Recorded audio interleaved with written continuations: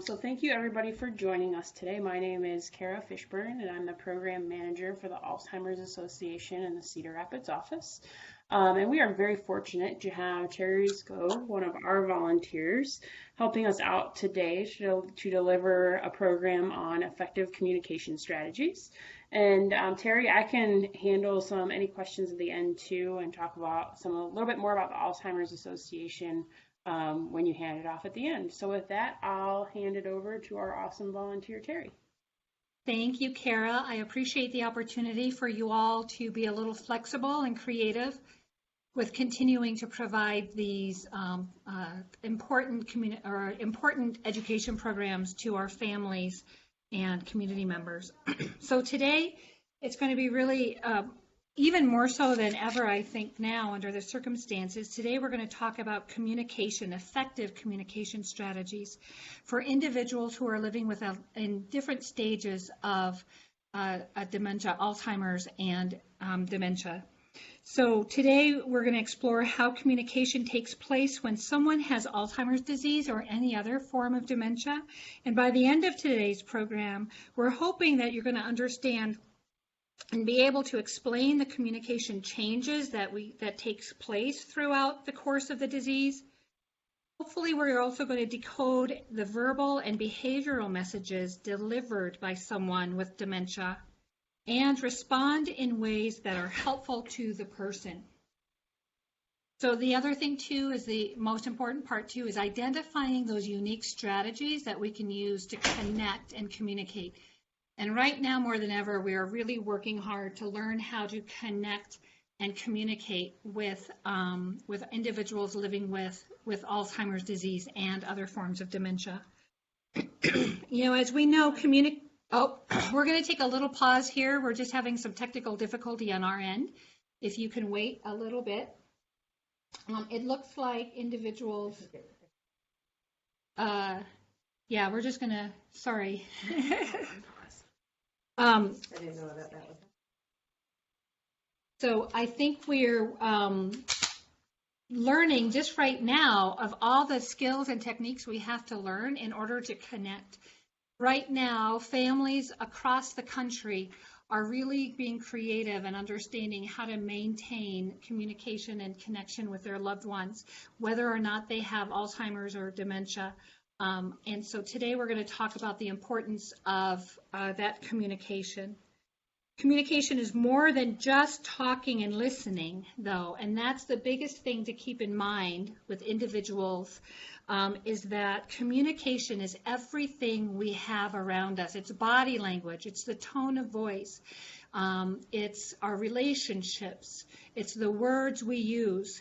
And its facial expressions. And as an individual who's working in a community with seniors, in a senior community, the facial expressions are something that we're really working to find other ways to communicate, because many individuals now are interacting with family and friends with wearing masks. So we're going to give you some unique ideas on how to navigate that as well. We really want to be able to explain that it's really about sending and receiving messages through that attitude and communicating ways to express and how we relate to each other. Many times we talk about Alzheimer's and dementia really as a communication disease. And that's why this is, again, one of my favorite presentations to give to the community, because we really learn how to improve and develop that communication. As the brain changes with Alzheimer's disease and other dementias, the disease progression, people lose their ability to speak and to decode that language. And they come up with different ways to really work on some of those gaps that they're experiencing. The better we understand these changes, the better we can connect. And again, the biggest word right now is how do we make those connections with our loved ones and our families. We're going to go ahead and talk a little bit as Alzheimer's disease. That'll be the next slide, Kara. Thank you. As Alzheimer's disease and other dementias progress, people really lose their ability to communicate their thoughts and their meanings, and they also lose the ability to understand. We're starting to find that as dementia progresses, individuals will actually lose 1 in every 4 words. And so when we talk fast or when we use unfamiliar words and unfamiliar languages, it's really hard sometimes for them to put the puzzle together. However, they do remain, they are able to maintain a sense of themselves throughout all of the stages of the disease. What this means is that the element of those characteristics that makes the person unique, that those personalities that they have, their habits, their hobbies, their interests, the people that they are, and their identity still remains a part of who they are. So connecting with the person's self is really a huge key in communicating and staying connected. So it's not only just communicating what you're trying to say, but really making that connection with who they are and where they are at in their life. So we're going to talk a lot about the 3 different stages and how communication changes between these 3 stages and how we can work. So we have the early stage, which is mild. We have the middle stage, which is moderate. And then we have that late stage, which is really that severe communication and more of a significant decline in their ability. So we're going to talk a little more detail about all of these different stages because the language abilities, the language abilities may progress and diminish as an individual will move through these different stages. It's important for us to keep in mind that the essence of the person continues, so that respect of the person, that dignity and that love and compassion we have is going to come through all of our forms of communication, however that might look for each individual family. So we're going to go ahead and move to the next slide, Kara. The early stages, we're going to talk about the mild. In the early stages, we're going to find that individuals are still very active in their communities. They're still, for the most part, again, we're keeping everything in mind these days, but for the most part, they may still be going to work. They're still going to church. They're having interaction with individuals. They're on the golf course. They're still playing, racquetball at the rec center. So they're still able to maintain a very active lifestyle, but they might just start showing those little signs of the communication difficulties. They may be finding the difficulty for that right word. I think sometimes we all have those moments where we just can't find that right word. A lot of times, I know I experience that even myself when maybe I'm overly tired or I'm under a little extra stress or I'm distracted. I'm thinking one thing, but my mouth is trying to say something else. So sometimes that early stage is really the difficulty, is finding the right word for something and stumbling a little bit. It kind of sounds like a stutter, or sometimes there's a long pause or a silence as they're trying to search for those words. That means then that it's taking them longer to speak. I know that those are difficult times for family members when you want to try to finish someone's sentence. You know the direction they're going, you know what they're trying to say. So really being patient and trying to make sure we're not finishing those sentences for them. The other thing too is withdrawing. This is really a time where we start to see people being a little self-conscious about their communication, especially individuals who are known to be social and who have had excellent communication skills in the past. Individuals who maybe have talked and spoken and written as a hobby or career, I sometimes think about, pastors or attorneys or teachers, individuals who rely so much on their words and their thoughts and their expressions. They tend to become very conscious about making mistakes and being embarrassed. So I know many of you who are familiar with me and have been a part of my presentations in the past know that I come from this also, not only as a professional, but I come from this angle as a daughter who cared for my mom who has had Alzheimer's and vascular dementia. And I know that was something she did. I remember the first time she didn't want to go to a family member's funeral, and that was so unlike her because she was self-conscious about embarrassing herself, and I think sometimes she was concerned about embarrassing me and how I would react to the fact that she wasn't able to remember people and find the right words. So we have to keep in mind that the denial and that difficulty, they struggle with those decision makings, and what we find during this first stage of communication is a denial. They might say, oh, I don't know what you're talking about. I didn't have that problem, or I know what I'm saying. Sometimes they'll say, don't interrupt me, or don't finish my words. They can get a little sometimes confused or not necessarily aggressive, but just can become embarrassed and have different ways that they exhibit their stress. But denial at this part is really a major stage of this early stage, really kind of denying that the part of the disease for some. This earlier stage too that's important is to really come to terms with the diagnosis and the emotions, and sometimes this is even difficult for the families and the caregivers and the individuals that are close to them. I know for myself, I came up with a lot of excuses for why my mom was acting the way she was acting and maybe why she was having a hard time. My mom was diabetic, so it was really very easy for me to blame her blood sugars for her, maybe some of the difficulty she was having. And so sometimes even as a caregiver, it was easy for me to not want to come to terms with what I was seeing right in front of my face.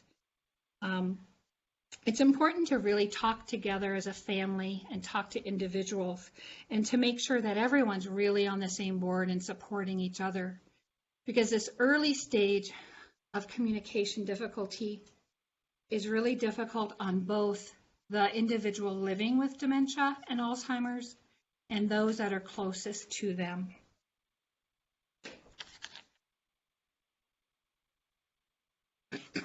We're gonna, Kara, did you say we can watch this video or no? I guess I'm kind of trying to remember. All right, Teri. If you could just kind of give a synopsis, because they won't be able to really hear it, unfortunately. With Right. the audio No, issues. that's okay. That's okay. So Martha is the Associate Director of Volunteers for Researching and Programming. And she really talks about the caregiver struggle during this first stage, and really kind of talking a little bit about what I just shared with you, that caregivers struggle to know how to help a person with the communications in the early stage. The biggest thing I recall do myself in my personal experience is saying the word remember a lot. And I work right now, I work very hard to keep that particular word out of my vocabulary when I'm communicating with individuals who have Alzheimer's and dementia, because I want to say, well, remember, Mom, I told you I'm coming at 2. No, Mom, remember your appointment's at 2. Or Mom, this is the ingredient you need. So I think part of it, again, is finding that tone and being respectful, even to yourself as a caregiver, and giving yourself an opportunity to learn and grow through the communication techniques.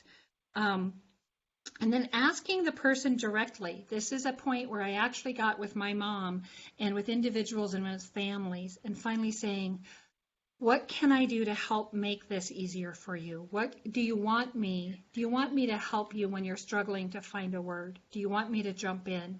And so one of the things you can do if you're finding that an individual is talking a little slower or taking a longer time to find the right word, one of the things I do is I'll ask, are you still trying to find your answer? Are you still thinking, or would you like help? And then that empowers your loved one or the individual you're working with to really decide when they can ask. And sometimes I got surprised with my mom where she goes, yes, help me, please. What am I trying to say? And so we would go through a list of different items that she might be trying to explain to me. Asking the individual for his or her preferences shows that we want to be respectful. And again, that goes back to the first thing I had mentioned, is really respecting and honoring the person who they are. Because even throughout all these stages of dementia and Alzheimer's, we never lose our identity and we never lose who we are. And that's important and shows that respect for them. On to the next slide. One of the best ways to be sure you are offering the help. There we go. One of the things we can do to really help maintain that connection with our loved ones, and those of you right now that are doing your connection through FaceTime or Skype or even window visits, depending on what your situation may be right now, you can still maintain those connections with the individuals in that early stage. The best way is to help meet the needs and to ask directly for examples, keeping your communication very straightforward. Earlier I mentioned that we are finding in communication research, individuals with dementia will start to miss out 1 out of every 4 words. So when you are using lots of words, it can complicate things. So using very direct, straightforward communication with as few filler words as possible can be hugely successful for them. So in example, instead of saying, I noticed that we're out of milk in the refrigerator and I think I'm going to go to the store. What else do you think we need to buy and what should I get for dinner? That can be a lot of information for someone in the early stage. So simplifying that into 1 or 2 shorter phrases, such as, we're out of milk. Let's go to the store. Let's find dinner. So some of those things, getting rid of more of those filler words can be very helpful. Also, this is really hard on a lot of us, is leaving plenty of time for conversation, allowing ourselves the time to sit down, provide really good eye contact, maybe offering that time to visit and to get through all of the concepts and all of the conversations well. The other thing that's really important is including the person in that conversation, and especially if it affects them. This is really hard for those of us who like to go to the doctors with our loved ones or communicate, and sometimes it's really easy to talk over our loved one or talk about them, even though they're right there with us. So really being able to recognize that including the individual in the conversation as much as possible is really going to help them in the long run and empower them to really be able to express themselves and make sure that they are getting their needs and their communication needs met. That can be really hard for some of us. And so it's just taking that step back and recognizing if that's something that's happening.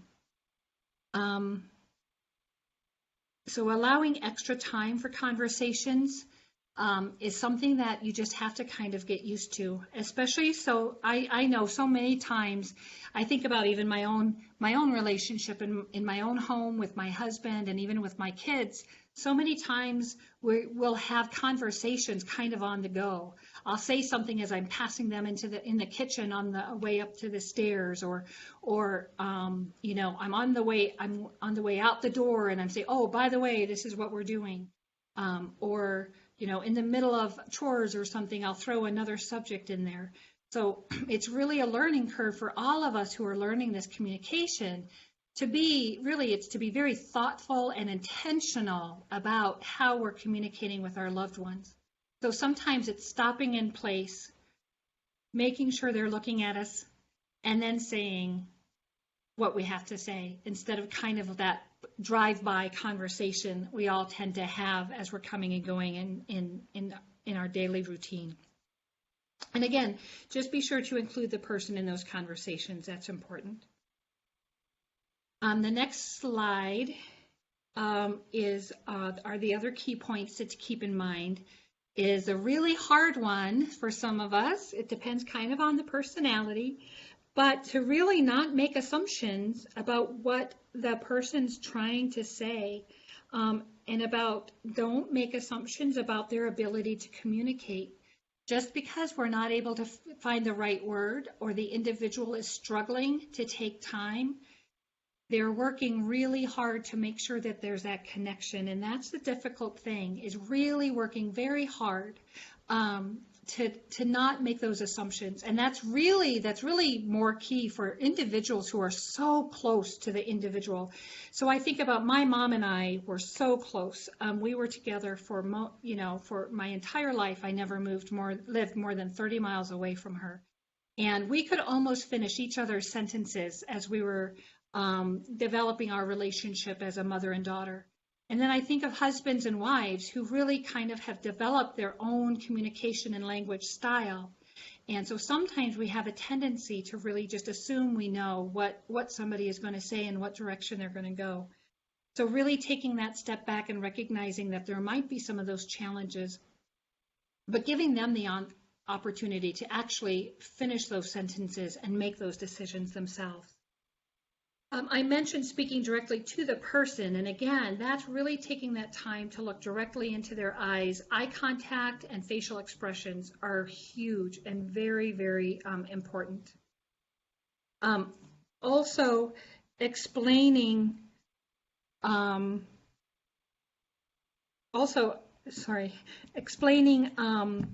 exploring which method of communication is most comfortable with the person.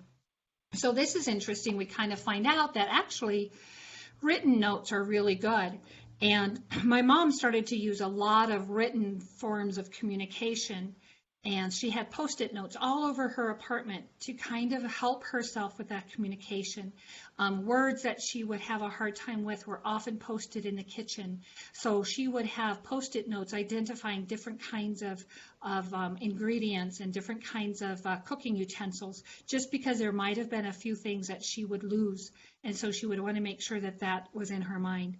So when I caught on to that, instead of just calling her and telling her, hey, Mom, I'm going to be there at 10 o'clock to take you out for lunch or take you out for breakfast, I would make sure that she would write it down. Or I would also just, if I visited her, I would tell her, but as I'm telling her, I'm also handing her the note that says the same thing. And then that allows her the opportunity to kind of study that note on a regular basis and to have that available. The biggest thing is to keep in mind is that even though this is a difficult time, it's really important to laugh together and find those joyful moments of things that you can come together. Some people really deal with their stress in a humorous way. And my mom kind of had a great sense of humor. And so if she would ever forget something or she would find the wrong word, she'd be able to turn it into a little bit of a joke. And then we would laugh a little bit, not at her expense, but just as a stress relief. But also finding that being honest and spending time together and staying connected is really a key part in all of the individuals in this first stage of dementia and the first stage of the communication.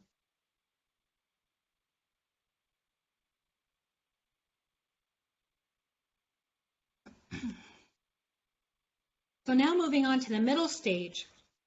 And things are going to start to get a little more interesting, and we can still start to have a little more of that frustration building up in individuals.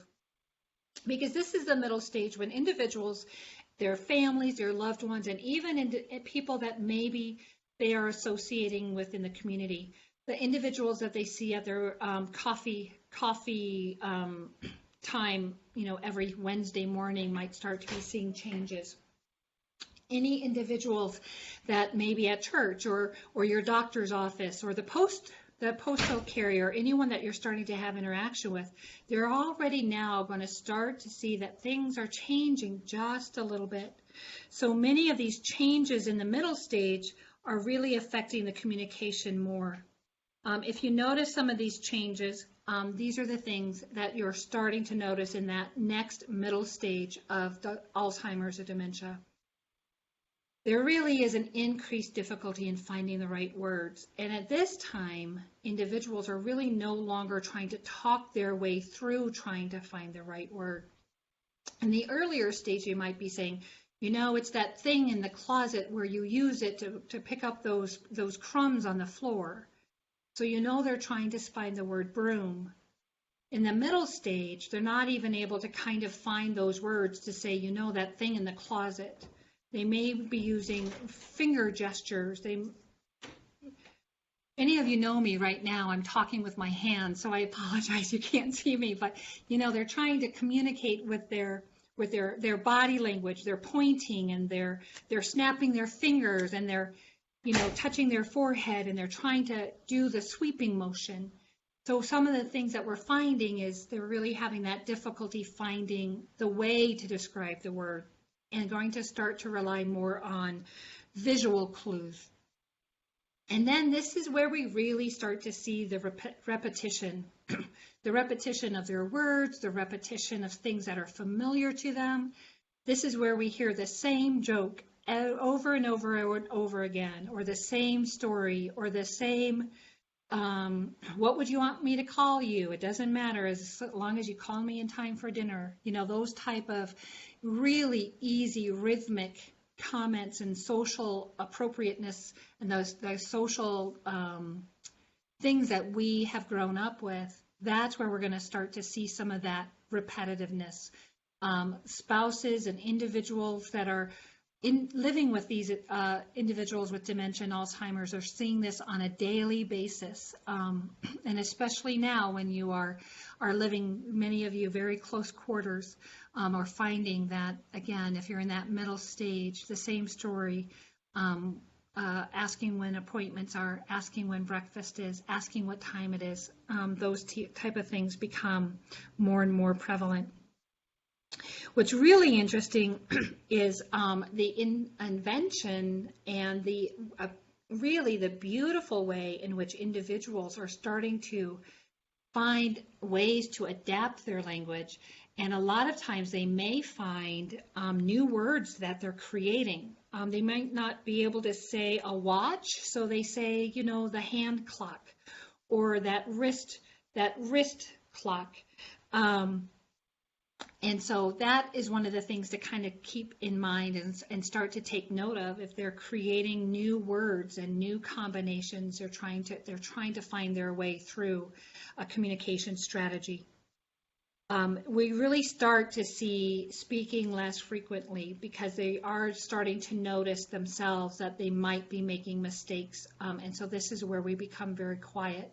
And a lot of times this is the stage where a caregiver is going to find that their loved one is really starting to be more joined at the hip. If you've ever seen those individuals where they don't really like to stray too far from that husband or that wife or that daughter or that son, because they know that they're going to help them speak for them. And so this is a time when we really see some of that separation anxiety bubbling up, where they're worried that somebody's not going to be there to help speak for them.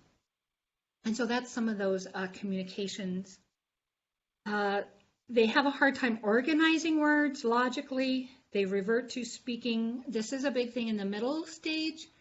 Any individual who maybe has English as a second language, we will often see individuals resort back to their traditional language. If you're a German and you spoke German most of your life, I know my grandmother spoke German towards the end, and my grandfather spoke German towards the end of his life. So it's really finding out what words are they feeling comfortable with, and there's that comfort measure. The other thing unique about this stage is we may see some interesting words that society might not think is appropriate out in public communication, and those are words that might be using curse words. Curse words or any of those words that we tend to be able to hold to ourselves, but because the brain is designed the way it is, sometimes those words, I don't know how you call them in your family, the naughty words, the ugly words, the forbidden words, the words you only use when you're alone, you know, sometimes we find that those words are starting to come out more clearly. And there's a lot of science behind where that comes from. A lot of those words are stored in the right brain. And so we're able to use those words a little more clearly than others. And this is a lot of times then when families become concerned about their loved ones because they're just not sure when mom might use a word that might not be at the right place at the right time. So the changes in the brain that makes the tracking and decoding words more difficult is really starting to become more prevalent here in this middle stage. For that reason, people are going to use behaviors to communicate in that middle stage, and that's what I talked about. They're really one of the things I like to express to people, really in society and in general, every form of behavior, every type of behavior is a form of communication.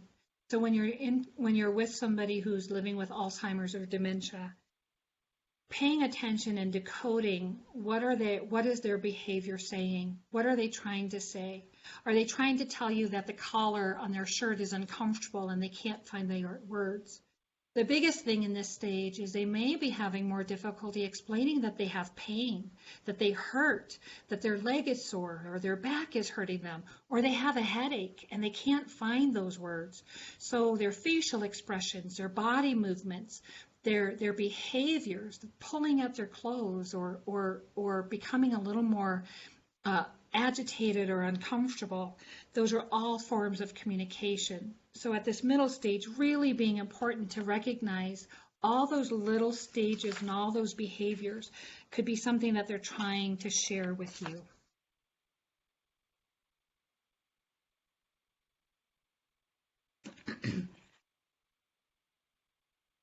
Beverly is a caregiver support group, as you can see.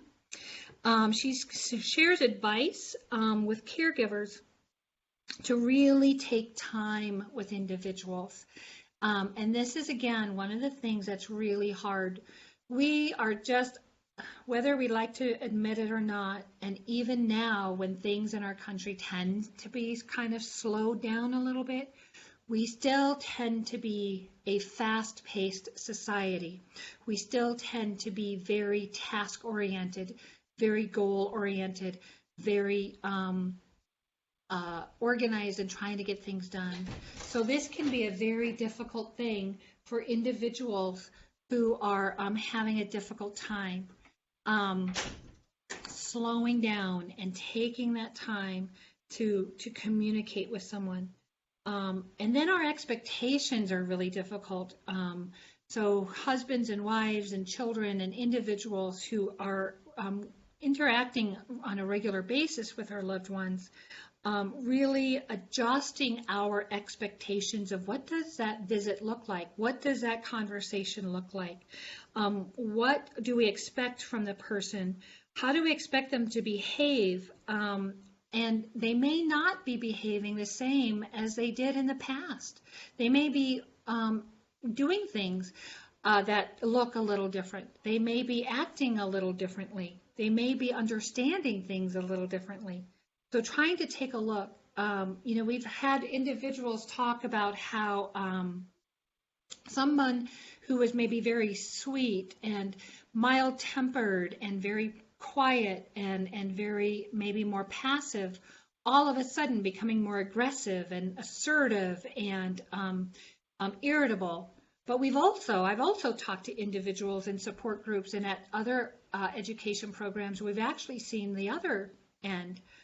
I've heard stories of individuals who have always been very, very distant and insensitive and not necessarily overly emotional and sentimental, all of a sudden in their dementia in the middle stage, becoming more compassionate and gentle and loving and nurturing. So it's really interesting to take a look and kind of set aside the expectations and the picture of who we thought our individual was, because we may be seeing changes, all along keeping in mind of who they are and what their interests and hobbies and personal experiences and accomplishments have been. The next slide is in communicating are just some of the techniques. One of the things that's really important for individuals as they progress through Alzheimer's and other forms of dementia is to really make sure that you're connecting from that individual from the front, saying who you are and calling the person by name. It sets that ability for them to see who's talking to them and how they are. We all hate to be startled, and so sometimes one of the things I like to explain is that when the brain is working really hard on a project, and sometimes that individual, it takes a lot of energy for that individual to be walking or doing a project, that when we come up behind them and maybe touch them on the shoulder or in the back, it can startle them. So really maintaining that ability to say, they want to be able to see our faces and be able to read our facial expressions when we're talking to them. Recognizing too that identification, and this is something I really I got to the point with my mom where I started to introduce me by my name instead of saying, "Hi, Mom, it's me." My parents would always tease me and joke with me about, "Oh, hi, me, how are you doing?" But I knew that they could recognize that it was Teri by the tone of my voice. But I also would use my name because my mom got to a point where she was in and out of her memory as to whether she knew if I was her daughter or not and how I was associated with her. So by allowing her that opportunity to say, "Hi, Mom," or "Hi, Luetta, this is Teri," I would use her name and allow her the opportunity to set the pace as to where her memory was on that day. So I would use her name and I would use my name. And that can be really, really hard for families. That can be difficult for children and for spouses. But also maintaining those pet names as well are important. So just making sure that you're identifying their name as well. The hardest part at this point, too, is to avoid criticism and correcting and arguing. And this is really hard. I can think of a time when my mom thought I was going to pick her up and do something. I'm like, "Mom, I never said I was going to do that." And we went back and forth for probably 5 minutes, and I was bound and determined to say that, "You know what, I did not make a mistake. You just didn't remember." It was hard. It was a hard lesson for me to learn that there are times where I decided, am I strong enough to take on that stage of recognizing, and I know some of you have heard me say this before and saying, "You know what, Mom, you're right. I am so sorry. I've never been good at showing up on time. I really apologize, and I think we've missed the appointment now. So how about if I come tomorrow?" Or try to talk her through that. So avoiding the criticizing and the correcting and the arguing is really hard. The one thing I would really encourage you to do is to take this point also for yourself. It's really, really easy for those of us who are caregivers to criticize ourselves and to argue with ourselves. There's a lot of guilt and stress and sometimes anger, and there are a lot of emotions we as caregivers go through ourselves. So also being as gentle and easy on ourselves and not being too self-critical about how we handle this situation. Learning from the lesson, taking notes, understanding, correcting it, and then trying another approach the next time. It's kind of that old song, pick yourself up, dust yourself off, and start all over again. Sometimes as caregivers, you need to do that every 15 minutes, every hour. And it's just being kind to yourself as well. The last couple of things, of course, is just paying attention to the tone of voice and taking your time. This is something we're learning right now, and if any of you are in a situation where you need to wear a mask around your loved one, this has been the most difficult adjustment caregivers in communities have had to make, because we forget how much we rely on those facial expressions, the smile, the lip reading. I think even myself, I realize now how much I personally rely on lip reading just to get through a meeting with some coworkers. So if this is a particularly difficult situation that you might be in at this particular time, I know the Alzheimer's Association has a lot of great information on their website as well. But this is especially a time if you are required to wear a mask or any kind of protective equipment with your loved one or somebody who is living with dementia or Alzheimer's, to really pay attention to that tone. You can have a smiling tone, and you can have an excited tone, and also to take your time and allow those words to absorb, especially through whatever communication form. Sometimes if you're communicating with your loved one on a Skype or a Zoom or on a FaceTime, there's a little lag time.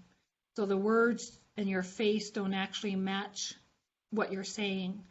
So hopefully I'm trying to mirror some of the ways that you can slow down the way you speak. The tone and maybe even the pitch is something. So the lower vocal tones are easier for electronics to pick up. Sometimes those higher pitch tones and talking fast has a hard time.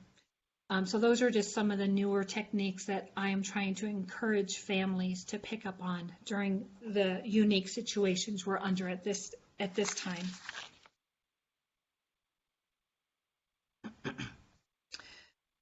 Rebecca here talks about her own thoughts and responses when her mother started to repeat herself. She tells a story and an explanation of just, how difficult it can be and how frustrating it can be when you hear the same joke over and over and over again, especially if it's a bad joke like my husband tells, or, things like that. If it's a bad joke, you don't want to hear it over and over again, but sometimes it's hard. But it can be frustrating for everyone when someone with dementia especially repeats concerns that they might have, or they're anxious. So sometimes taking a look and finding out where are they really coming from. Is somebody's asking repeatedly about a doctor's appointment? That can be, again, that form of communication to say, I wonder if she's trying to tell me she's not feeling well. It's also important to think about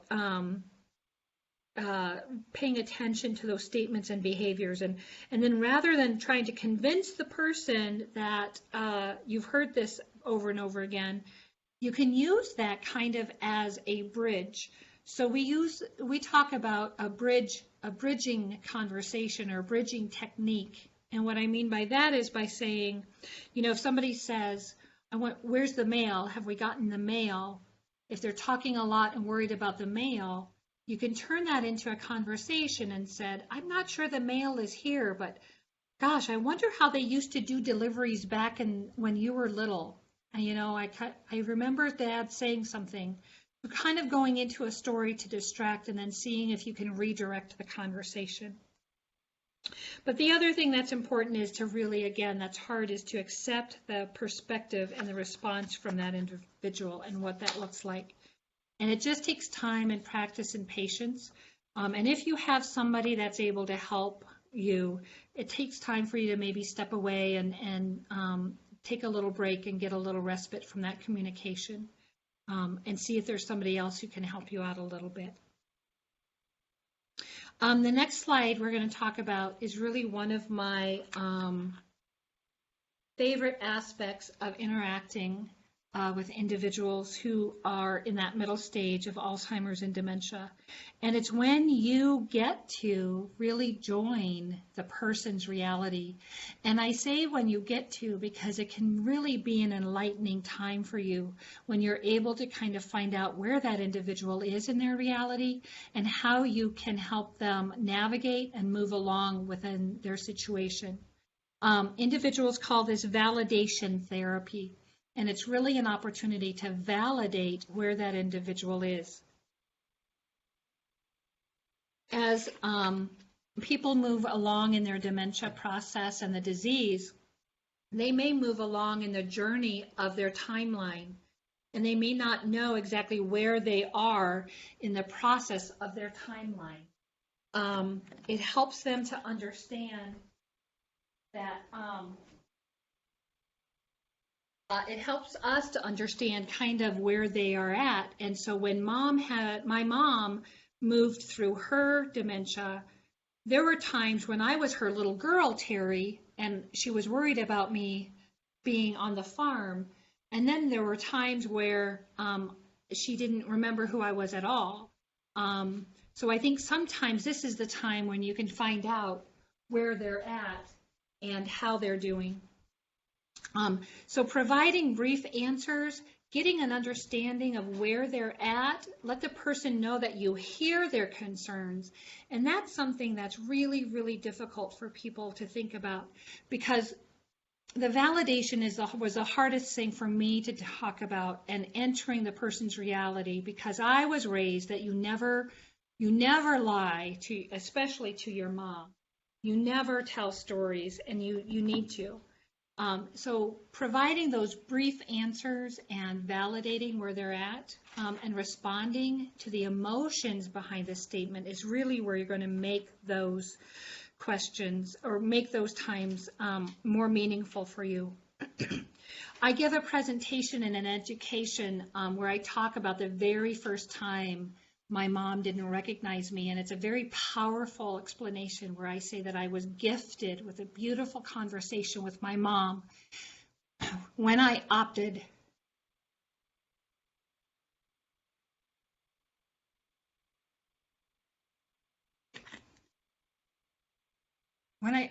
to validate her.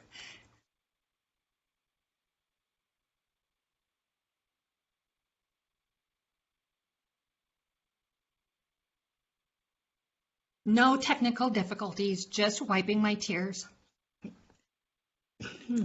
When a person you join in reality, let me see where I'm at. Yes. It's time to it's important to use those short sentences, basic words, speak slowly, and then limiting the distractions are the most important things. Being patient, and then offering those guests and those filler words to help them accept, especially when they're trying to tell a story, when they're trying to have when they're reminiscing about something, really being patient and helping them find those stories. It's helpful if you know and understand those stories.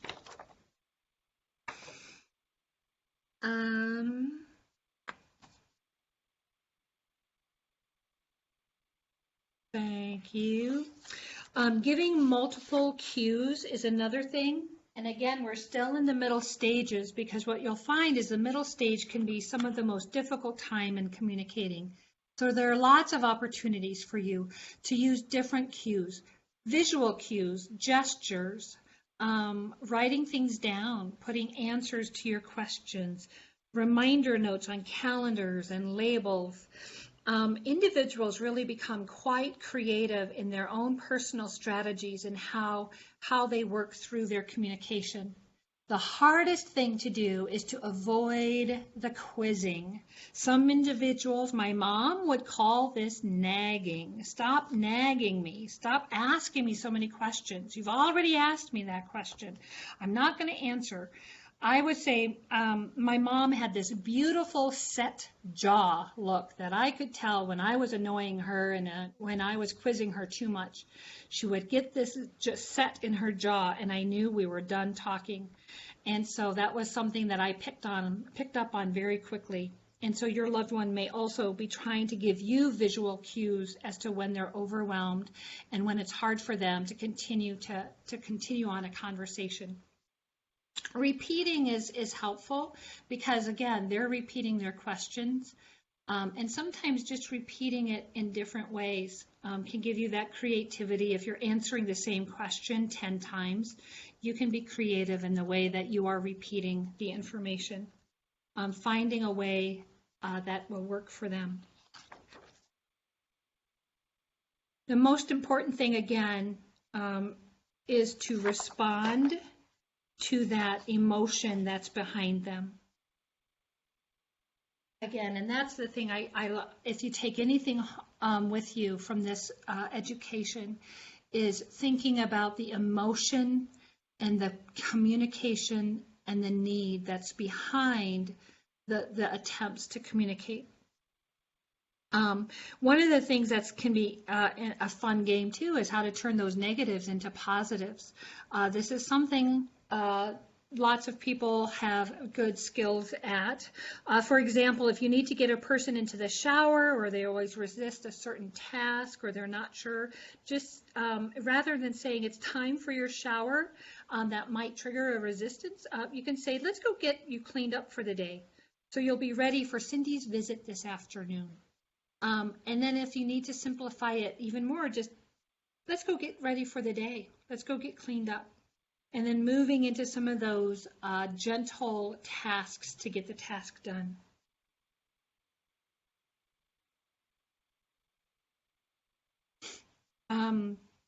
Responding empathetically and reassurance. Being able to connect empathetically and offering that reassurance, again, is not only important for yourself, but it's important for everyone. On the next slide, we're going to talk about the late stage.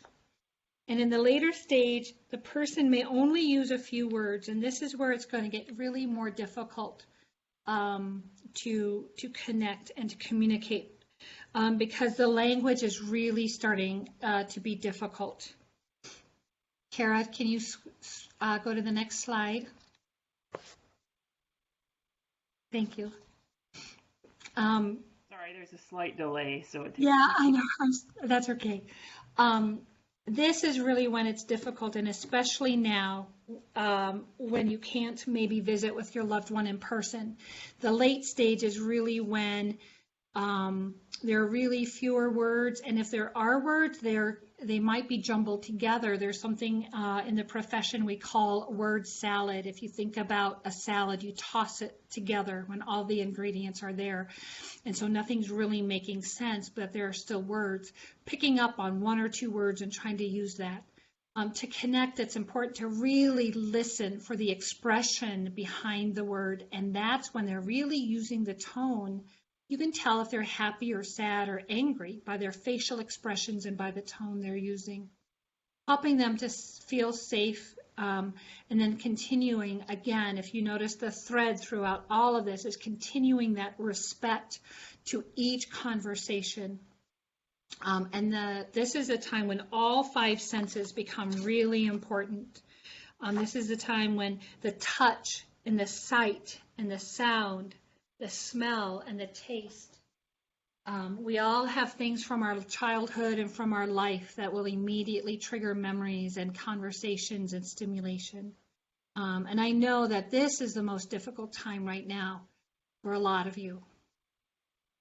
Being able to use those senses. How do you communicate with someone who's in the late stage of Alzheimer's or dementia when you're not able to use the touching and some of those? And I think by one of the things I did for my mom moved 8 hours away from me after we were together for a very long time. My sister had an opportunity to become her caregiver. And I know this was the most difficult time for me because she could no longer talk on the phone. She couldn't carry on a conversation. I couldn't see her but once every month. So we did a lot of things. We recorded our voices, and we would do a tape recorder. It was back before the time we had really good smartphones when all of this was happening. So I would record my voice and my children's voice, and we would sing songs, and then we would mail it to the activity director at the nursing home she was in. We would send photos, and we would send plush, comfortable things.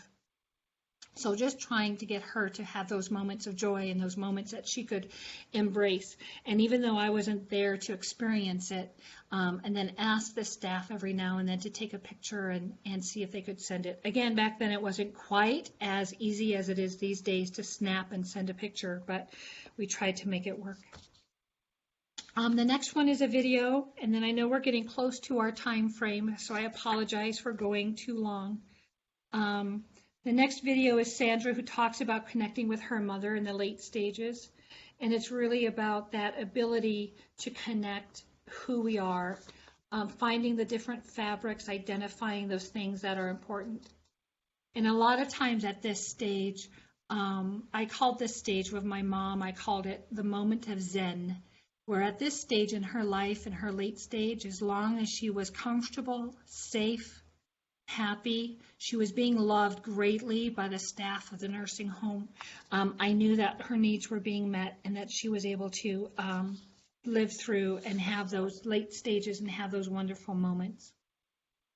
But those of you who are with those loved ones at that late stage, the hand massage, the scalp massage, pet therapy, sometimes the visits are no more than just turning on a beautiful, gentle song and holding their hand while they fall asleep.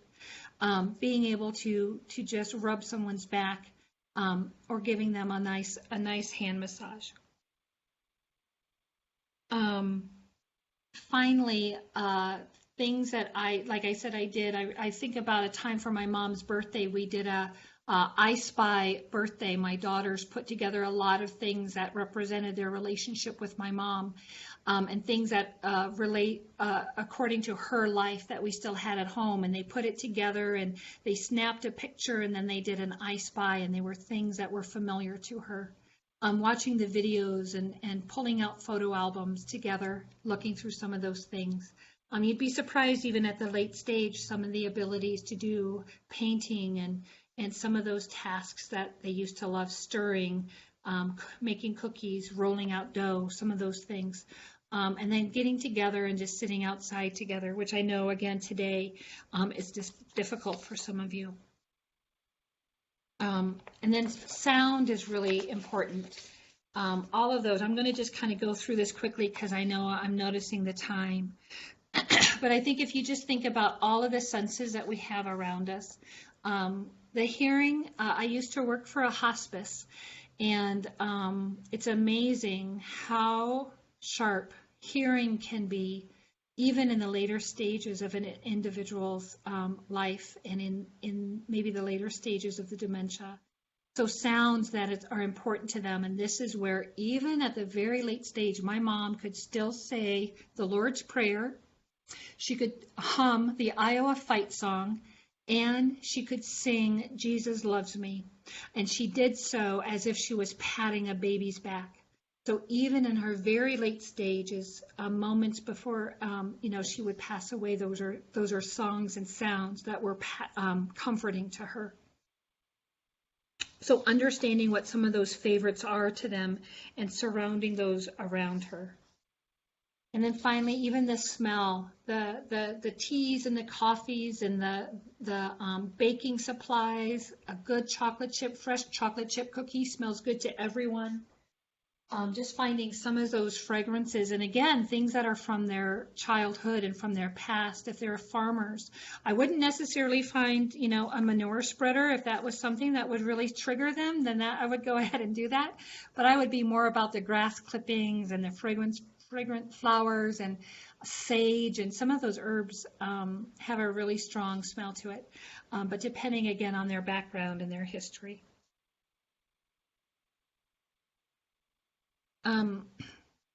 And then, of course, taste. We all like a good taste of something that reminds us, keeping in mind that the taste buds do change as we get older, and in dementia, that is something that is often affected. So making sure that if you are doing something of taste, that it is a really good, strong flavor. The popsicles, what I love about the popsicles is it's not only a taste, but it's that temperature sensation. Carbonated beverages sometimes are fun because it, tickles the tongue a little more. So really thinking in mind of what are some of their favorite things that they like to eat and drink. My mom, it was her wine and chocolate, and we made sure she had it right up until the very end, as much as she could possibly tolerate it. And then the final, I think, Kara.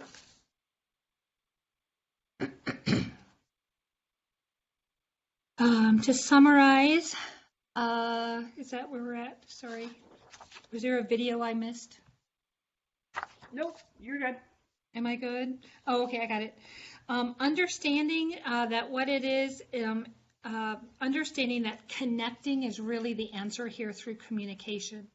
And, if you think about so many people in our culture and our society who aren't able to verbalize or still making powerful connections with individuals. Infants connect powerfully with their parents.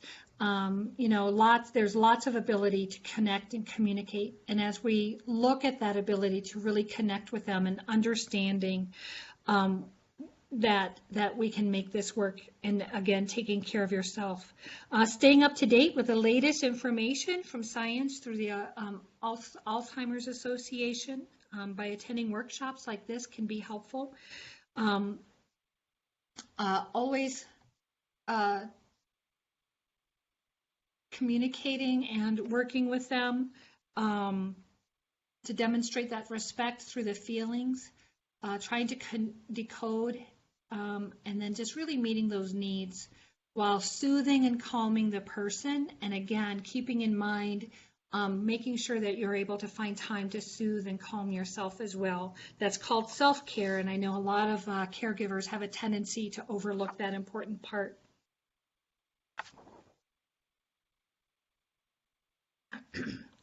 No matter whether you want information or, oh, that's the video I was thinking of, sorry. No, you're fine. Okay. No matter whether you want information or support, or whether you have questions about memory loss or dementia or any kind, or whether you're a professional or a researcher, a caregiver, or even a friend of somebody, recognize that the Alzheimer's Association is there for you, not only with the diagnosis of Alzheimer's, but they are there for you for Alzheimer's and all other kinds of dementia. With that, I just want to say that I appreciate you taking the time. I know that this is a kind of a unique situation in interacting, but I know the Alzheimer's Association is still available 24/7. Those phone numbers are still being answered. Kara is still available for one-on-one phone calls.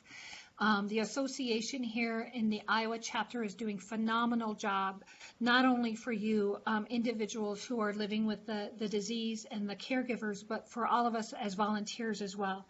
They're still there for you, and they're still available either electronically or by phone.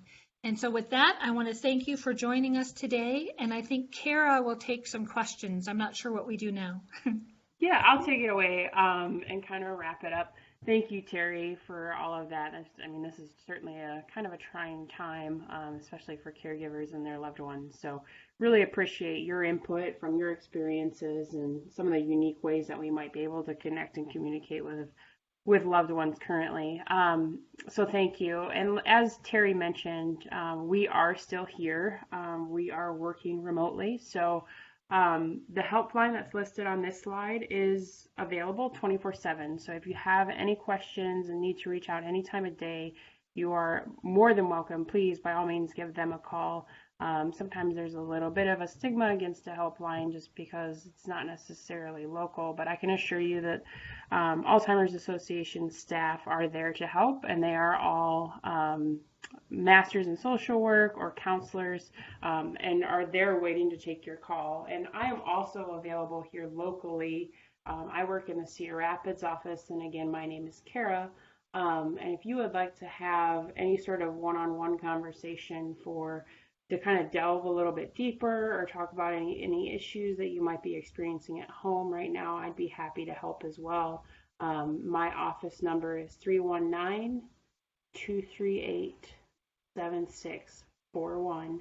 Again, 319-238-7641, and I would be happy to help. Just a few more things that I want to touch on before we head out today. There are a bunch of different ways that you can get involved in the association. From a volunteering standpoint, Teri, who just delivered the presentation, is a volunteer. As a community educator, we also have volunteers that lead support groups. Some of our volunteers help with more on the fundraising side with Walk to End Alzheimer's and The Longest Day, so there's opportunity there. There's also opportunity to be an advocate for the Alzheimer's Association and work more on the legislative side as we try to pass legislation helping people with the disease. And additionally, we have Trial Match, which is a clinical trial matching program for people living with dementia and for caregivers and people that are otherwise healthy. And so that's something that all things that I'd be happy to talk to you individually about too, if you have that interest. So there isn't anybody currently on the line. We're going Facebook Live with this, so I won't be able to really answer questions, but please, again, don't hesitate to reach out if you have them to me individually. I'll give you my number again. It's 319-238-7641, and again, the helpline is listed here. So Teri, again, we thank you for your delivery of the program today. You did a great job given the current situation and having to adapt to technology, and also customizing the presentation a little bit, just considering everything that's going on today with COVID-19. So again, thank you for that, and thank you all for joining us today. Thank you, Kara. It's great to work with you.